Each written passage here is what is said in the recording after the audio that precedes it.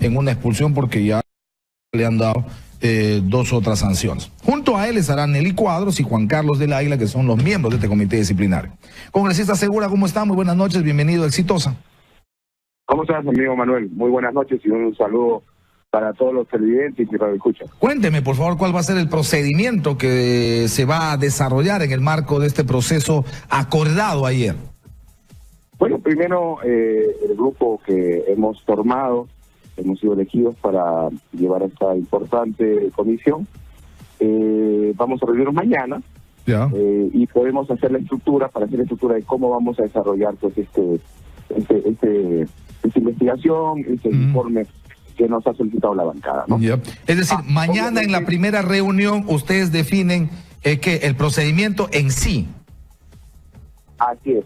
Estructuramos, como lo llamo, estructuramos más que nada cómo vamos a desarrollar. Recuerda que hemos pedido facultades especiales de tal manera que no tengamos mucho más tiempo para desarrollar este informe, dado que también se presentan una semana de la semana de representación, así que muchos colegas, sobre todo los de provincia, van a estar fuera de la capital, así que tenemos tipo la cantidad de que estamos evaluando, haciendo el informe, también supera, pues son 10 personas, ¿no? Son 10 colegas, ¿no? Sí, claro. ¿Qué tiempo calcula, congresista? Mira, yo mañana te podría dar más o menos un tiempo, ¿no? Sería vago decirte ahorita 20, 15, 30, sería vago porque no se nos hay que estructurar, ver las denuncias que existen, quiénes son, cómo los vamos a entrevistar, debido a cumplir con el debido proceso, estación 1, estación 2, darle el informe, etcétera, ¿no? Pero digamos, a ver, la acusación, por decirlo de alguna manera, la infracción, el quiebre al reglamento ya está señalado. ¿De qué se les acusa a estos 10 congresistas concretamente? Son diferentes, ¿no? Es más que nada el tema de hacer comentarios que no han sido no se han desarrollado dentro de la bancada, han de alguna manera despoticado con algunos, según se ha comentado, ¿no? Porque todavía yo tengo que recibir la información de cada uno, con algunos colegas. Eso hay que verlo y tenerlo pues, realmente claro, ¿no? O sea, no es que a los 10 se les está sometiendo a disciplina por el voto en abstención para en el debate sobre la vacancia de Pedro Pablo Kuczynski. Mira, yo todavía tengo que tener la estructura de cada una de las posiciones, ¿no? Decirte, oye, es porque hice un voto, hice otro voto, no va tanto por ahí, ¿no? No, pero a ver, déjeme entender, porque yo creo que usted me está metiendo una cintura, pero a lo Messi, y seguramente está en su derecho, por supuesto, así se trata, pero a ver, de eso se trata cuando conversamos con los medios, pero yo entiendo que ha habido una asamblea, una reunión, entiendo que la bancada, que en todo caso es la expresión máxima, en este caso de quienes representan al fujimorismo, se reúne ayer y establecen un mandato. Y el mandato ha sido someter a proceso disciplinario a fulano, sutano y mengano, y ahí hay 10. Y en ese marco entiendo que el mandato incluye someter a proceso disciplinario por. Y en ese por se supone que se tiene que invocar este documento que tengo a la mano que se llama Reglamento del Grupo Parlamentario de Fuerza Popular, al que denominan la bancada, y se supone que tiene que decir se ha faltado al artículo 1 del capítulo preliminar, o se supone que tendría que decir se faltó al capítulo 4 del régimen disciplinario, que especifica las normas aplicables, el artículo 21, no sé qué, no sé cuánto. Eso tendría que haber estado contenido en en la decisión tomada ayer en bancada, cuya ejecución se les ha dado responsabilidad a ustedes 3, ¿o no? Así es. Como tú bien lo has dicho, para ser más específico, se trata de temas como los actos contra la unidad del grupo, los actos no hacernos contra los integrantes del grupo, los actos contra los principios y las normas del grupo. Por ahí va exactamente el tema de la investigación. Ahora, no todos tienen esa misma prerrogativa, por decirte, esa misma responsabilidad. Ya. En ese sentido, yo no te puedo decir, oye, ¿sabes qué, Manuel? Es por el voto. No, acá, o es porque dijo A o B. Yo tengo que tener la estructura de lo que ellos dijeron o no dijeron para nosotros evaluar y pedirle su respuesta a ellos. O sea, oye, dime, ¿qué pasó aquí? ¿No? De esa manera, yo podría decirte, podríamos terminar el informe, y obviamente no puedo adelantar porque tampoco tengo de cada uno el tema de qué se trata. No todos son por lo mismo. Ya. Sí, porque ahí estoy leyendo. Me está poniendo un tuit ahí, Omar, ¿puedo leerlo, por favor? El anterior a este, a ver si me escucha también el congresista Segura. No, el anterior a este y digamos el trasanterior, que habla de la decisión de la bancada. Porque son 10, ¿verdad? Justo los 10 que votaron en abstención, justo los 10 entran en disciplina. En todo caso, uno dice, por cuestión de estiramiento lógico, les están sometiendo a disciplina por haber votado en abstención en el tema de la vacancia pero Paro Kuczynski, ¿no?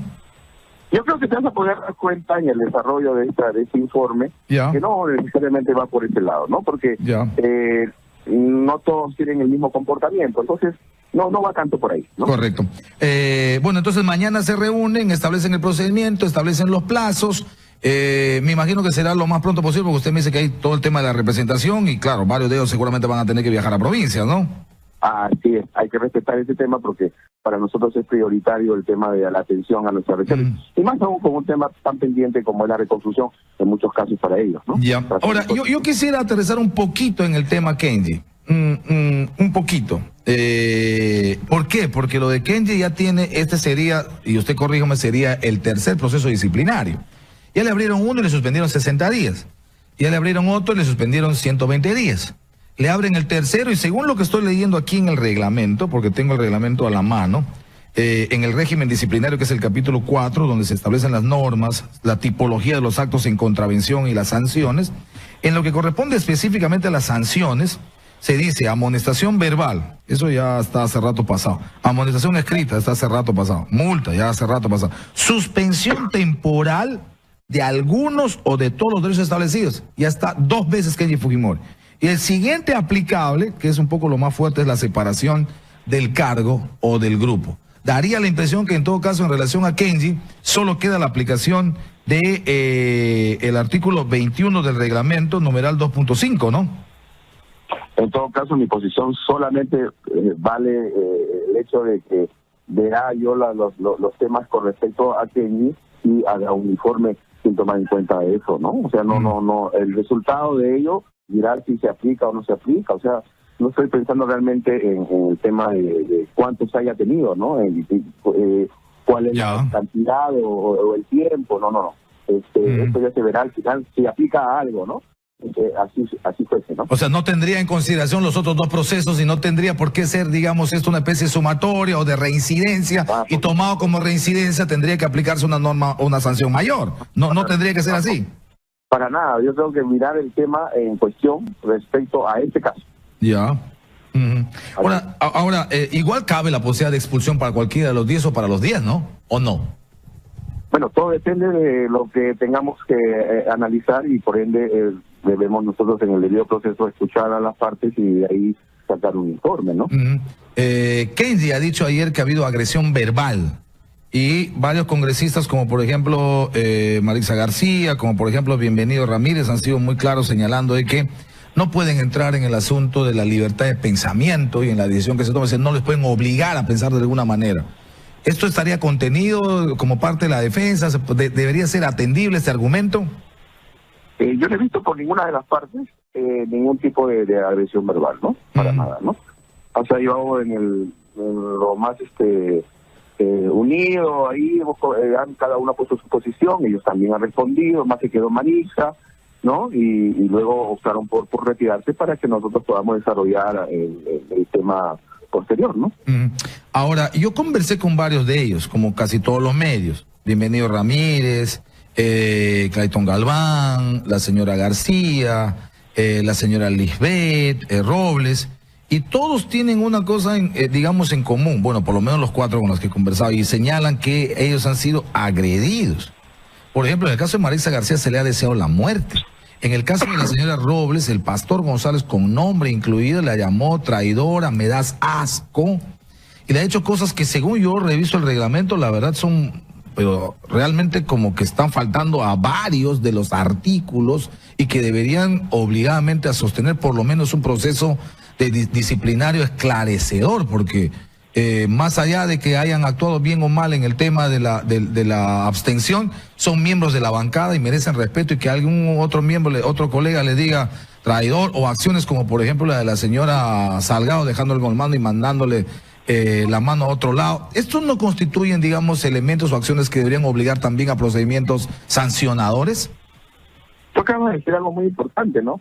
Que ese escenario no ha sido el de ayer. Entonces, por ende, yo creo que en el transcurso de la investigación, yo creo que será parte o no de lo que ellos puedan tomar como defensa, ¿no? Pero lo que acabas de mencionar, ninguno de esos puntos sucedió el día de ayer. Más bien, puede ser una parte de la acusación, si quieres, o una parte de la defensa. Pero no se dio en ese momento. Así. Se le llamará a Kenji, por supuesto, a responder, me imagino, y a establecer su legítima defensa, a usar su legítima defensa. Claro que sí, por supuesto, a todos, ¿no? Ya. Y en el plazo que se establezca. Mañana tendremos mejor información, en todo caso, congresista Segura. Así es. Mañana haremos la estructura y podremos conversar. Muy bien. Le agradezco muchísimo. Gracias por estar con nosotros. Gracias por respondernos. Muy amable. Gracias también. Gracias. César Segura, congresista de Fuerza Popular y presidente del comité disciplinario que decidirá un comité la sanción para los 10 congresistas. Ha estado muy cauto, ¿no? Seguro. Ha estado muy cauto. Bueno, quizá como corresponda también, porque lógicamente no puede adelantar opinión. O sea, imagínate un César Segura que diga, no, los voy a votar a todos. Está adelantando opinión, le votan a él. No podría. Ok, tengo línea abierta nuevamente al 467-4499 y al 251-9422. Conversamos como siempre con el Perú de estos y otros temas que tienen que ver con el acontecer nacional político, la coyuntura y la agenda informativa. Hola, buenas noches, exitosa. Buenas noches. Sí, buenas noches. ¿Con quién hablo? Manuel, con Augusto. Augusto, dime de qué quieres hablar, hermano. ¿Cuál es tu tema? ¿Qué tema es el que te preocupa más? Manuel, me he quedado en shock prácticamente por lo que acabo de escuchar, de que Vida haya hecho una transferencia a la embajada norteamericana para la erradicación del tema de la droga o de la coca en el Bra, en esas zonas. Sí, en el Guayaga. Nosotros le estamos dando billete a la Casa Blanca, al Pentágono, a Donald Trump, a la embajada norteamericana. Con nuestra plata van a hacer, y en nuestro país, operativos de interdicción supuestamente en el Bra o en el Guayaga para la lucha contra la droga. No sé qué querrá decir eso, pero mínimamente es una forma de decir un poco, ¿por qué no nos adopta Estados Unidos? Hagamos los hijos de Estados Unidos, ¿no te parece? Manuel, eso no es casual. Te recordarás de que antes de que Trump dijo de que nosotros vamos a hacer que los mexicanos paguen el muro que nosotros vamos a hacer ahí, vamos a construir. Sí. Entonces ya que es una política de Estado del gobierno norteamericano. Y como acá en el Perú tenemos a un presidente que es prácticamente un ciudadano norteamericano y que tiene muy buenas relaciones con Trump, entonces prácticamente es una suerte de laboratorio, de globo de ensayo para la penetración que va a hacer el gobierno norteamericano, no solamente en el Perú, sino en otros países de Latinoamérica, pero por cuenta y riesgo de los países de Latinoamérica. En este caso particular de la droga, si bien es cierto el Estado norteamericano, el país americano, son los directamente afectados, porque ahí es donde se consumen masivamente estas sustancias toxicológicas. Entonces, la verdad que ellos toda la vida han venido, han colaborado, contribuido con sus recursos, más no con los nuestros. Claro. Lo que cuestionábamos era el tema de soberanía, ¿verdad? Lo que cuestionábamos era cómo se permite que vengan operativos especiales de interdicción, la DEA o qué sé yo, la Fuerza Aérea o Fuerza Armada Norteamericana.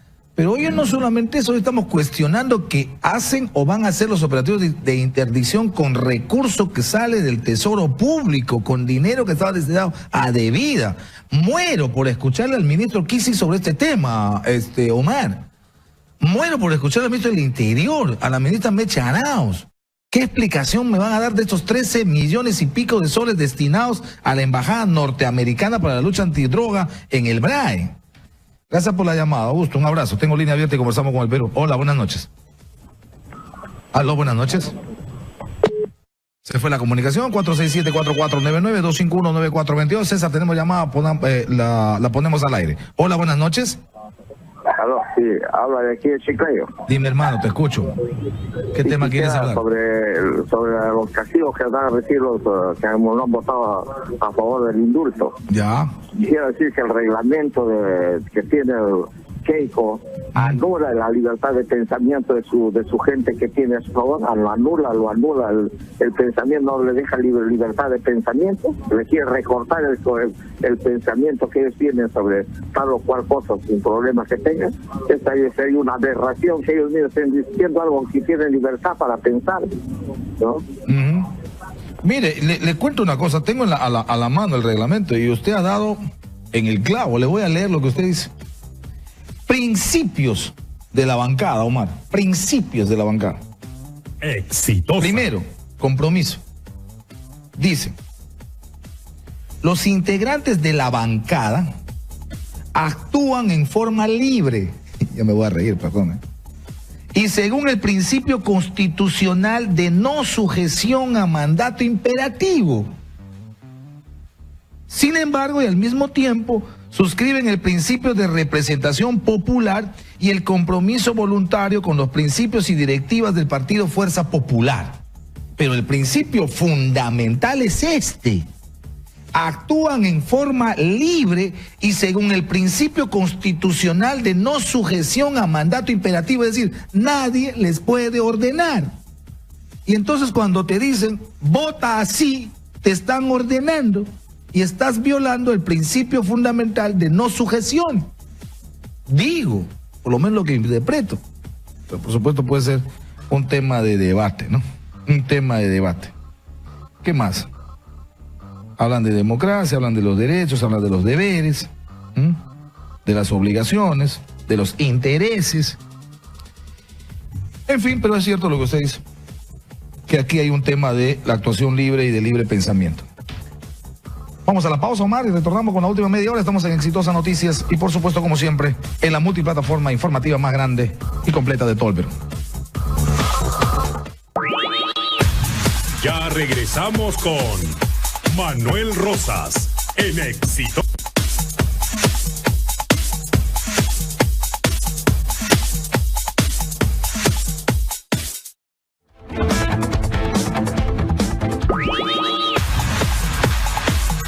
Esta es la hora, estamos a las 9 de la noche con 34 minutos. Para mañana, jueves 11 de enero, se ha convocado a una movilización en Lima y en gran parte del Perú. No solo Lima, gran parte del Perú.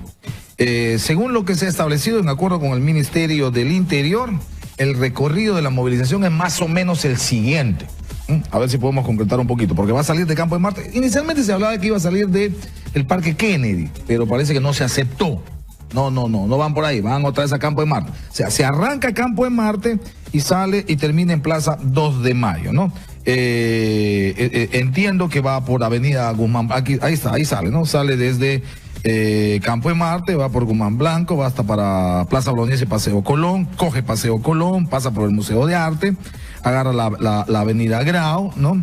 Luego de la Avenida Grau va y coge esto hasta llegar hasta la Avenida Abancay, Avenida Colmena. En Plaza San Martín seguramente hacen una parada y de la Plaza San Martín van después de manera directa hasta la Plaza 2 de Mayo, ¿no? Hasta la Plaza 2 de Mayo y ahí en la Plaza 2 de Mayo es donde debe terminar. Entiendo, esto arranca un poco antes de las 6 de la tarde, debe estar terminando quizá un poco antes de las 9:30 de la noche. Pero para darnos a las 5 de la tarde. De Marte y se espera culminar en un meeting en la Plaza 2 de Mayo. Va a terminar con un meeting. Exacto. Ok, están escuchando la voz de Jorge Bracamonte, secretario ejecutivo de la Coordinadora de Derechos Humanos y miembro de la Asamblea Ciudadana Abierta Indulto No Va Fuera PPK. Muy bien, con él vamos a conversar sobre los detalles. Arranca entonces en Campo de Marte a partir de qué hora. En Campo de Marte a partir de las 5 de la tarde. 5 de la tarde. Ahora, se hablaba de que podría haber otras preconcentraciones que igual podrían llegar a Campo de Marte. Como usualmente ocurre, siempre hay concentraciones de universitarios, de barrios, etcétera, ¿no? Que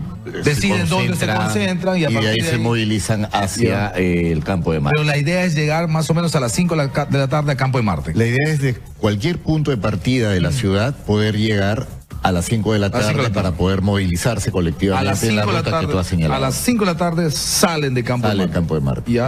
Y la idea es llegar más o menos a qué hora a Plaza 2 de Mayo. 7:30, 8 de la noche. 8 de la noche. Quizá un poquito más, Mayo, quizá un poquito más. Un poco más. Ya, depende del ritmo. Ahí, en un meeting. Va a haber un meeting ahí. Donde seguramente muchos líderes sociales, de sociedad civil, de organismos gremiales, de movimientos universitarios, van a hacer uso de la palabra para señalar por qué Lima está en las calles el día de mañana. Ahora, eso se repite en gran parte del país, ¿no? O sea, Lima tiene su propia dinámica, Lima hace su movilización, pero entiendo que por lo menos en las 15 principales ciudades del país se va a hacer lo mismo. Sí, en 22 ciudades tenemos información que se van a realizar. 22. Sí, no solo movilizaciones, sino actos también simbólicos. Ya. De rechazo al tema del indulto. De rechazo a este indulto que consideramos ilegal. Me llamó la atención esto, señor Bracamonte. ¿Es usted miembro de la Asamblea Ciudadana Abierta, a la que han denominado Indulto No Va Fuera PPK? Asamblea Ciudadana Abierta, digamos, es un nuevo concepto de organización. En realidad es una asamblea ciudadana, y como es una asamblea ciudadana, van personas, hombres, mujeres, jóvenes, de distintos espacios, de sociedad civil, incluso de espacios, digamos, de fe, religiosos, ¿no? O sea, la condición es ser ciudadano. Es ser ciudadano. O sea, y nos juntamos. Independientemente, algunos serán de partidos políticos, de centro, de derecha, de izquierda. No hay ningún tipo de objeción para la participación en tanto se es ciudadano y hay un elemento en común. Todos y todas estamos de acuerdo en que este indulto ilegal no puede, ¿no es cierto?, no puede finalmente consumarse. Pero digamos, ¿esta asamblea es un germen de una organización o en sí misma vale por sí misma? Porque estamos acostumbrados, digamos, a la típica lucha de un comité de lucha. Y el comité de lucha se elige el que preside, el secretario de organización, el de actos, el que ve la... parece una cosa un poco diferente. No tiene el propósito de arribar a una plataforma programática ni político partidaria. Correcto. ¿no? Es abierta, democrática, en el sentido que cualquier ciudadano y ciudadana que coincida en el punto que nos convoca, que es el tema del indulto... Punto específico, indulto no va. Nos convoca el indulto y el tema de la corrupción. La consigna a la que hemos arribado como espacio ciudadano es que el indulto no va y el responsable de este indulto, que es PPK, se tiene que ir fuera. Porque él no solo ha mentido antes al país, ¿no?, sino que finalmente ha otorgado un indulto a todas luces ilegal. Un indulto que es producto de una negociación para poder contar con determinados votos y finalmente salvarse de la vacancia. Ahora, señor Bracamonte, de todas maneras hay que dar una explicación porque no sé si usted, pero algunos de estos colectivos, de estas organizaciones, hace muy poco tiempo han estado marchando por el no al golpe y por no a vacancia, es decir, por mantener a PPK en el cargo también, ¿no? O sea, ¿cómo entendemos que hace algunos días se veía un golpe del fujimorismo, golpe institucional al Ejecutivo, a la institucionalidad democrática, golpe democrático al Tribunal Constitucional, al Ministerio Público, una especie de volver a los 90, y claro, cuando se plantea la vacancia se defiende que PPK se quede, y ahora las mismas calles, la misma gente está diciendo que PPK se vaya. Claro, los ciudadanos y ciudadanas no tenemos una bola de cristal para saber qué cosas es lo que están haciendo debajo de la mesa, ¿no? Y lo que se ha dicho y se ha visto de manera expresa durante las semanas previas al tema de la vacancia es que hemos tenido a un fujimorismo en el Parlamento muy agresivo y avasallando los distintos poderes del Estado, incluso a los poderes constitucionalmente autónomos, ¿no? Y lo que tenemos en la práctica hoy es que hay poderes del Estado que son autónomos, pero que sin embargo el fujimorismo ejerce un control político sobre estos. Hablemos de manera clara, por ejemplo, el Consejo Nacional de la Magistratura, ¿no? Eso nos preocupa, porque son organismos fundamentales para la vida democrática y finalmente no pueden estar avasalladas. Eso no entra mucho en el tema popular. ¿Por qué? Porque, mira, hace poco se han nombrado, no sé si 3 o 4 jueces supremos, lo cual ya le da otro perfil al tema precisamente de los magistrados supremos. Ahora se le está encargando el tema del concurso, la designación y el nombramiento de magistrados de la Sala Penal Nacional y además del Sistema Nacional Anticorrupción. Claro, y no se con todo el cuestionamiento. Y los jueces que va a nombrar van a venir con una titularidad que no sé cómo lo vamos a cuestionar. No tenemos mecanismos, digamos, de transparencia y de rendición de cuentas para que la ciudadanía pueda fiscalizar estos procesos, independientemente incluso del Consejo Nacional de la Magistratura. Lo que deben tener estos procesos son reglas claras, ¿no es cierto?, y deben estar sujetas al escrutinio público. ¿no? Esto no se hace en el Perú, ¿no? Y no lo hacen esos poderes que nosotros consideramos que están capturados por fuerzas políticas. ¿Cómo van a hacer para que finalmente se concrete lo de que PPK se vaya? Porque no sé si la calle va a poder definir el tema. No, tendría que entrar al Congreso. Ciertamente esto es un proceso complejo, pero lo que evidenciamos es que la élite política, y no hablamos solo de este gobierno, sino de toda la transición democrática, ¿no es cierto?, ha llegado a hacerse el gobierno ofertando determinadas agendas y incumpliéndolas, traicionando, pero no solo eso, sino que el conjunto de los gobiernos de la transición democrática han terminado delinquiendo. De acuerdo a la información que tenemos por confesión de Marcelo Odebrecht, el conjunto de las fuerzas políticas habrían sido financiados, ¿no es cierto?, por dinero de Odebrecht, dinero indebido además, y en muchos casos criminal. Y en muchos casos para conseguir obras, para conseguir concesiones. Y ahí yo sí quisiera mencionar que hay una responsabilidad de la élite política, ¿no?, en el debilitamiento de nuestra institucionalidad democrática, y hoy por eso es que los jóvenes son los primeros en salir a las calles. ¿Por qué? Porque este sistema no termina de representarlos, no tiene la suficiente legitimidad, porque termina siendo un sistema que avala la corrupción institucionalizada. ¿Y por qué? Si tenemos partidos, ¿por qué no entramos a los partidos? ¿Por qué desde los partidos no damos una lucha democrática, con propuestas que no sean para sacarle la vuelta al electorado, sino para aplicarlas y cumplirlas? Estos partidos finalmente se han convertido casi, digamos, los más importantes en grupos que contienen a grupos de interés, y a veces grupos de interés criminales. Si no, veamos el caso de Joaquín Ramírez, que está siendo investigado en estos momentos por lavado de procedentes del narcotráfico. Este señor ha sido nada menos y nada más que secretario general de Fuerza Popular durante todo el periodo de la campaña electoral del 2016.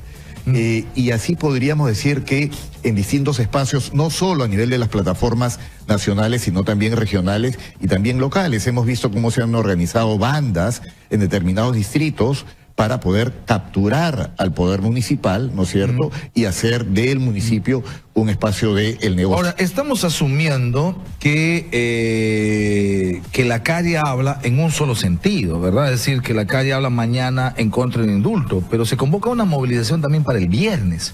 Aparentemente para defender el indulto o la paz o el inicio de la reconciliación. Y pregunto, no sé si usted se ha puesto en ese escenario, ¿qué ocurre si esa voz tiene la misma intensidad o mayor intensidad que quienes están diciendo no al indulto fuera PPK? Yo no creo que sea un tema de quién tiene más gente o no. No. Sino de cuál es la responsabilidad. Pero de democracia trata de mayorías o minorías, ¿cuál es la responsabilidad del Estado y de nuestro presidente y de nuestras autoridades? Tienen que defender el Estado de Derecho.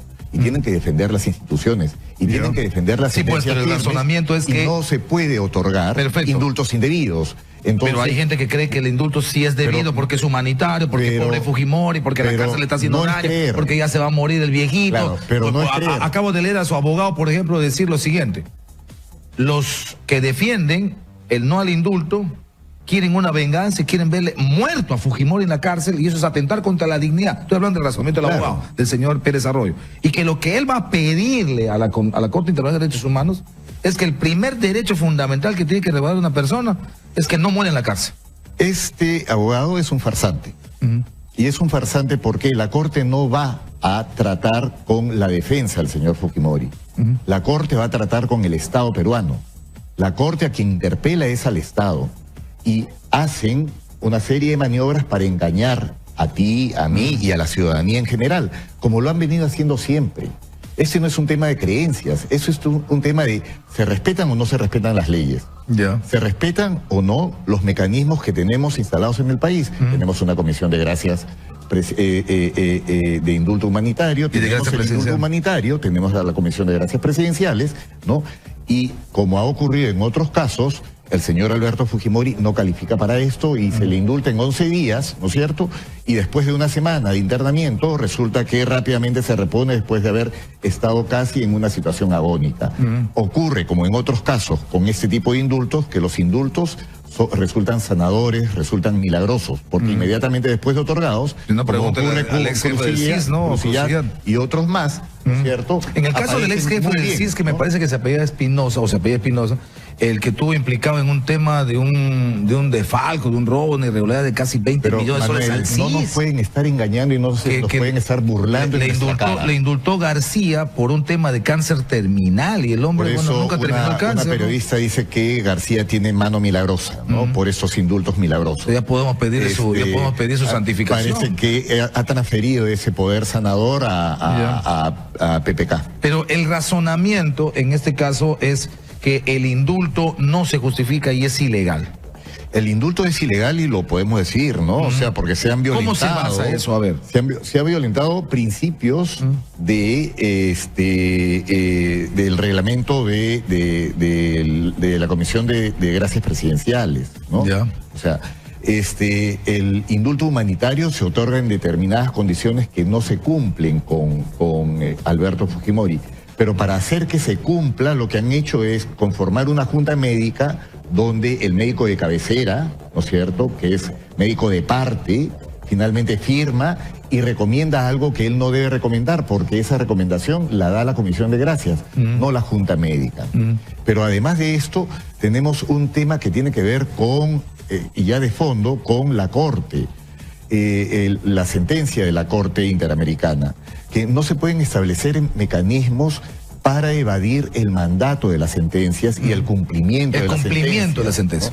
¿No? Y en este caso, lo que da este indulto indebido, este indulto ilegal, es evitar el cumplimiento de las sentencias. Pero Mercedes Arauz, por ejemplo, dice hoy día, y un razonamiento que en todo caso llama a debate también, porque dice, sí, efectivamente, la Corte Interamericana y el sistema interamericano puede pronunciarse en función de determinadas cosas, el indulto, pero tiene que acogerse, o en todo caso tiene que estar en concordancia con el precepto constitucional que le establece cierta discrecionalidad al presidente de la República, en este caso de otorgar un indulto humanitario. O sea, según el razonamiento de quién es la segunda mujer más importante en el tema del gobierno, la Corte no le va a poder decir al Perú, anúlenme ese indulto. Y que en los últimos 30 días nos ha mentido descaradamente. ¿No? La Premier, ¿no es cierto? Nos ha mentido y ha mentido a los congresistas, ha mentido al Parlamento, indicando que ellos, como ejecutivo... Bueno, ella dice que no, ella dice que no sabía. Ella ha vuelto a decir hoy que no sabía, pero que hasta cuando la preguntaron, dijo lo que sabía. Entonces, ¿cómo tenemos a una Premier cuyo ministro de Justicia tampoco sabía, ¿no es cierto? Y finalmente, entonces, ¿para qué? Pero la explicación de ellos están en que esta es una discrecionalidad del presidente de la República. Hay ciertos robos, ¿no es cierto?, y crímenes que se perpetran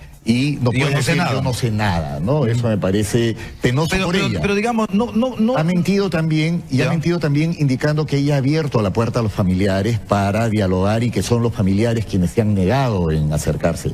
Eso es mentira. Nosotros, desde la Coordinadora Nacional de Derechos Humanos, hemos dirigido las dos cartas, en julio y en septiembre. En julio y en septiembre. Y luego, después de PPK haberse comprometido públicamente hacia inicios de agosto, ¿no es cierto?, ellos nos han tirado a la puerta.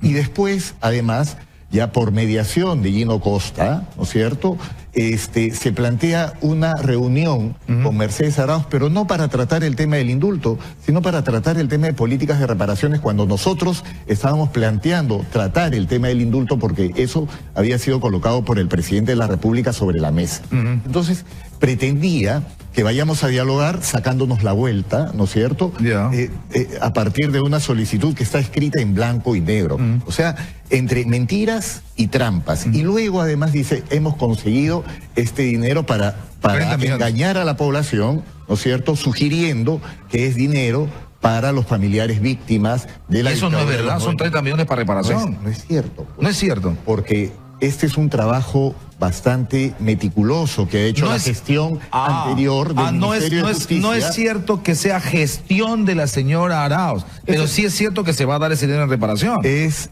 cierto que el Perú y el Estado peruano no ha reconocido la múltiple reparación. Que ha habido 2 sentencias que han reconocido la múltiple reparación y a partir de eso la gestión de Marisol Pérez Tello y en el viceministerio de Gisela Viñolo, lo que han hecho es colocar a aquellas víctimas que han perdido a más de un ser querido en sus familias, ¿no es cierto?, se les ha colocado en la posición de estas 2 personas que han ganado estos juicios, ¿no es cierto?, y a partir de eso se ha gestado este importe para reparar a estas personas. No tiene nada que ver ni con el caso de Cantuta, ni con el caso de Barrios Altos, y entonces nuevamente te miente y te tiende la trampa. Ahora, ¿qué opinión le merece, señor Bracamonte, lo que ha dicho el abogado de Alberto Fujimori también? Que está tomando la decisión de que destinar el 20% de todos sus ingresos para el pago de la reparación civil, que me parece que suman como 51 millones, Alberto Fujimori a partir de los próximos meses. Sí, mire, o sea, alguien que puede en estos momentos pagar más de 16.000 soles por una casa de 2.000 metros cuadrados que todos hemos visto, creemos que debe tener, ¿no es cierto?, dinero suficiente, y además que no se ha explicado en el país. No dice que los amigos están colaborando. Pero ojo, él se ha allanado en algunos casos, ¿no es cierto? ¿No? Y podemos suponer tranquilamente que buena parte del dinero de corrupción que se sacó del país, ¿no es cierto?, seguramente Alberto Fujimori sabe dónde está ese dinero.